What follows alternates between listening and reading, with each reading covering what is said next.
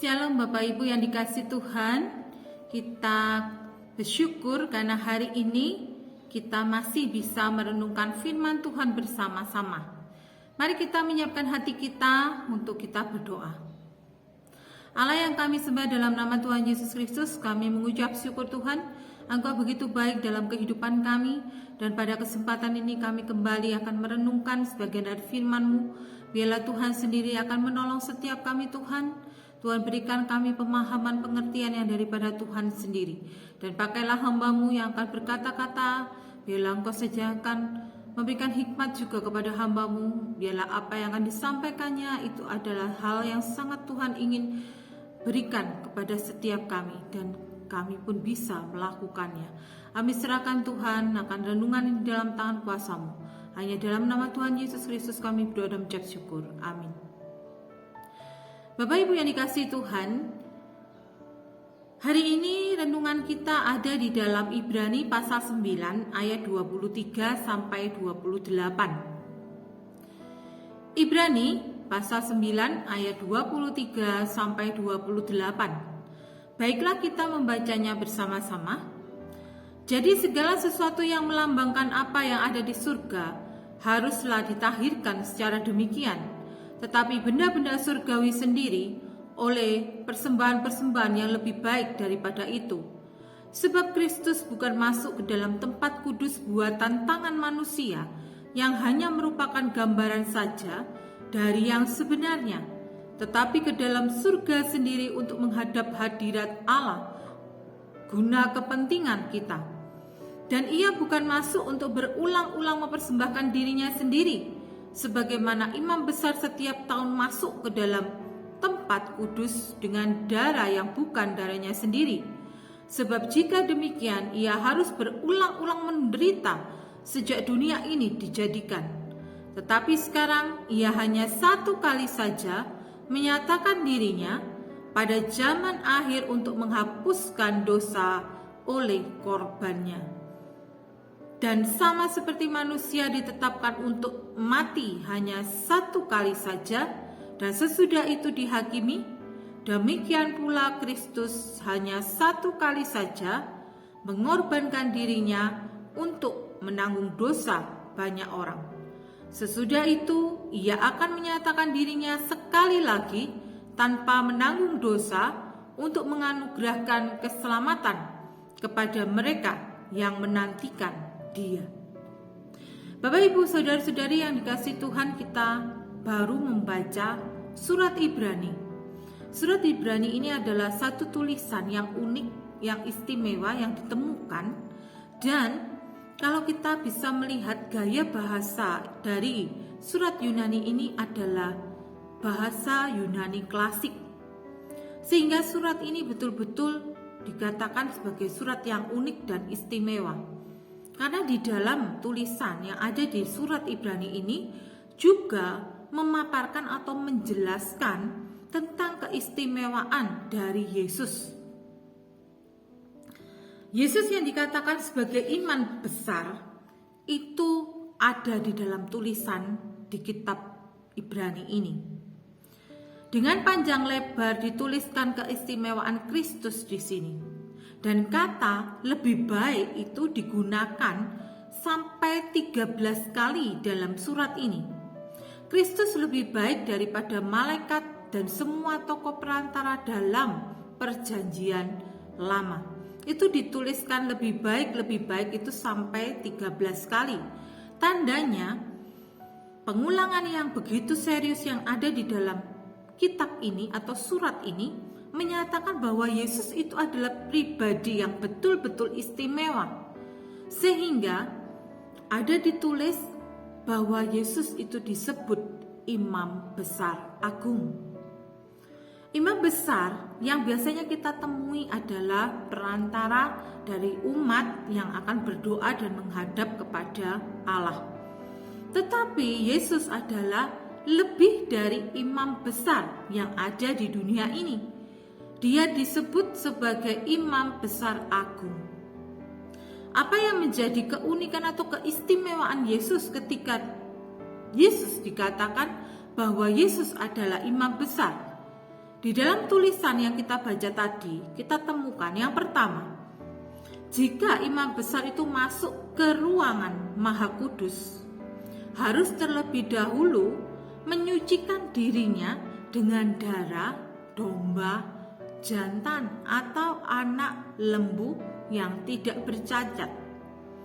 Tetapi Kristus itu membawa darahnya sendiri masuk ke dalam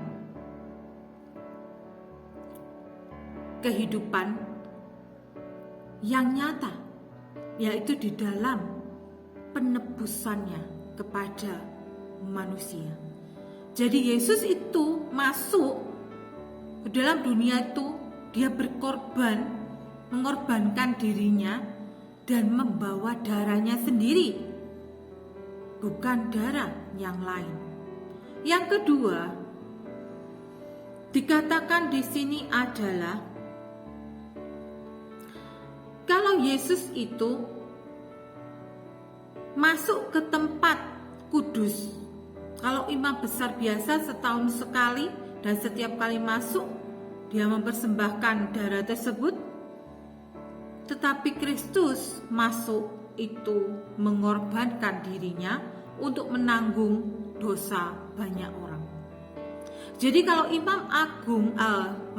imam besar di dunia itu, dia hanya membawa atau perantara untuk mendoakan banyak orang juga, tetapi bukan karena dirinya tidak berdosa. Tapi kalau Yesus masuk ke dalam ruang kudus itu, dia membawa dirinya sendiri dan dia tidak berdosa. Dan dia mempersembahkan darahnya sendiri, bukan darah yang lain.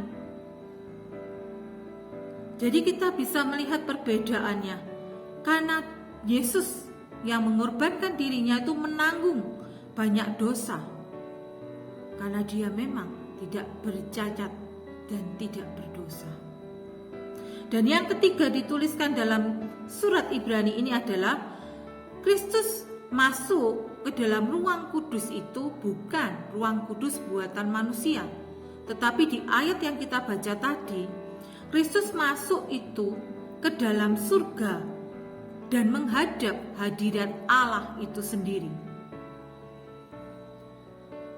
Kalau imam besar masuk ke ruangan Maha Kudus, terdapat di dalam ruangan terdalam bait suci, yang kita tahu di situ ada tabut perjanjian dan yang dipercaya sebagai simbol kehadiran Allah, itu tetaplah sebagai simbol.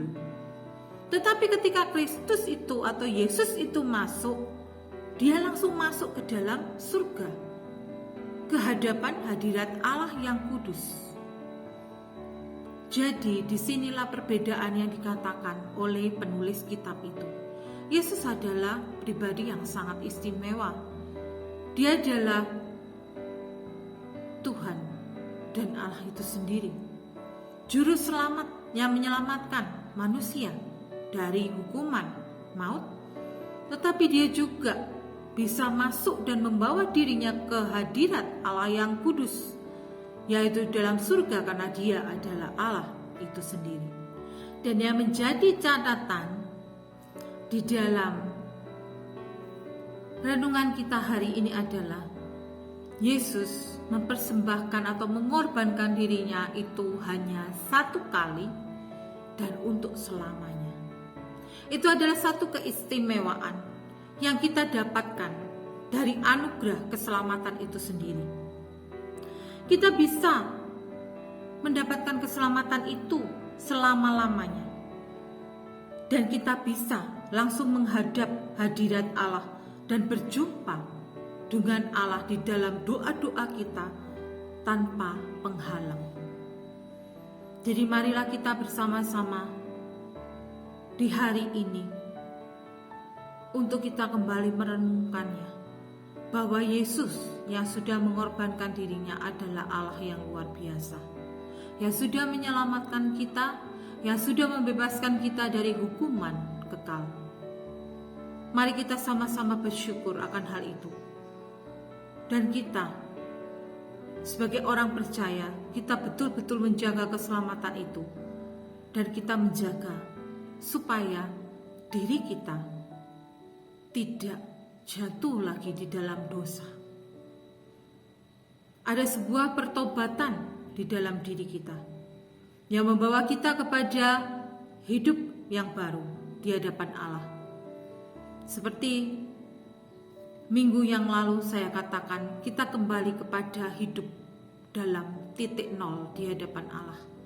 Kita kembali, kita merenungkan dan kita menghayati kembali cinta kasih Tuhan dan cinta kita yang mula-mula kepada Tuhan, supaya kasih Allah itu senantiasa menyertai kehidupan kita juga. Mari kita sama-sama berdoa di hadapan Tuhan dan kita bersyukur merenungkan akan kehidupan kita selama hari-hari kita ini. Biarlah keesokan harinya ketika kita menyambut dan memperingati kembali hari kesengsaraan Yesus di kayu salib, yaitu hari Jumat Agung, kita betul-betul bisa mensyukuri pengorbanan Allah, pengorbanan Yesus itu tidaklah sia-sia dalam kehidupan kita. Mari kita sama-sama berdoa. Kami bersyukur ya Tuhan atas anugerah keselamatan yang sudah Tuhan berikan pada setiap kami. Penebusan yang sudah Tuhan lakukan. Satu kali untuk selamanya kami bisa hidup bersama dengan Allah, percaya kepada Allah, dan mengikuti ajaran-ajaran Tuhan, hidup dalam anugerah keselamatan itu. Namun seringkali kami gagal Tuhan. Sebagai manusia kami sering jatuh bangun ketika menghadapi kehidupan kami. Banyak tekanan, banyak godaan, banyak cobaan yang menghalangi iman kami untuk terus percaya kepada Tuhan. Tapi biarlah pada kesempatan ini Tuhan kembali memberikan kami hati yang baru untuk kami bisa mensyukuri cinta kasih Tuhan pada setiap kami, dan kami kembali kepada cinta mula-mula kami kepada Tuhan, di mana kami akan memberikan kehidupan kami hanya untuk kemuliaan nama Tuhan. Bapa, kuatkanlah kami ketika kami harus menghadapi hari demi hari kami, untuk melalui segala rintangan, tantangan, godaan, cobaan, semuanya Tuhan. Biar Tuhan terus menguatkan iman kami, menguatkan kami di dalam pengiringan kami kepada Tuhan.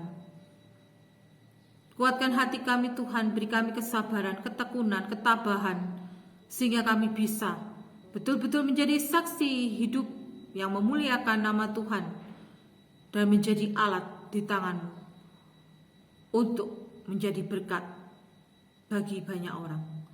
Terpuji nama-Mu ya Bapa. Kami serahkan persiapan kami menyambut Jumat Agung esok. Biarlah Tuhan sediakan menolong. Biarlah Tuhan juga akan mengubahkan, memulihkan kehidupan kami Tuhan. Kami serahkan sepenuhnya dalam tangan kuasa Tuhan. Ampuni akan segala dosa dan kesalahan kami. Ampuni akan kelalaian dan kecerobohan kami Tuhan. Dan layakanlah kami. Tebus kami Tuhan. Dan ampuni segala dosa-dosa kami. Hanya dalam nama Tuhan Yesus Kristus kami berdoa dan percaya. Amin. Tuhan Yesus memberkati kita semua, dan marilah kita bisa mempersiapkan hati kita untuk menyambut hari Jumat Agung esok hari. Shalom.